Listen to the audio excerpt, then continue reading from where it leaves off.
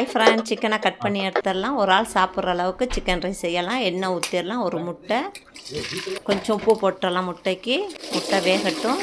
ஒரு கைப்பிடி அளவு கோஸ் கொஞ்சம் வேகட்டும்.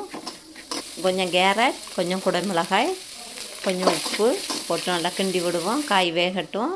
கொஞ்சம் கருவேப்பிலை, ஒரு டீஸ்பூன் தனி மிளகாய் பொடி, கரம் மசாலா அரை ஸ்பூன், மிளகுப்பொடி அரை ஸ்பூன், சர்க்கரை போட்டு பச்சை வாசனை கிண்டி விடலாம். கொஞ்சம் ரைஸ் போட்டுக்கலாம். நான் ரைஸில் உப்பு போட்டிருக்கிறேன், அதனால் கொஞ்சமாக உப்பு போட்டிருக்கிறேன். சிக்கன் போட்டுடலாம். சிக்கன் உங்களுக்கு எவ்வளோ வேணுமோ அதுக்கேற்ற மாதிரி போட்டுக்கோங்க. டேஸ்ட் பண்ணி பார்த்துட்டு உப்பு போட்டுக்கோங்க. நான் உப்பு கொஞ்சம் போடுறேன்.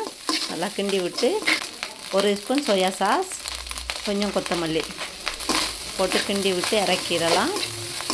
ரைஸ் ரெடி ஆகிடுச்சு. ட்ரை பண்ணி பாருங்கள். இந்த வீடியோ பிடிச்சிருந்தா லைக் பண்ணுங்கள், ஷேர் பண்ணுங்கள், சப்ஸ்கிரைப் பண்ணுங்கள்.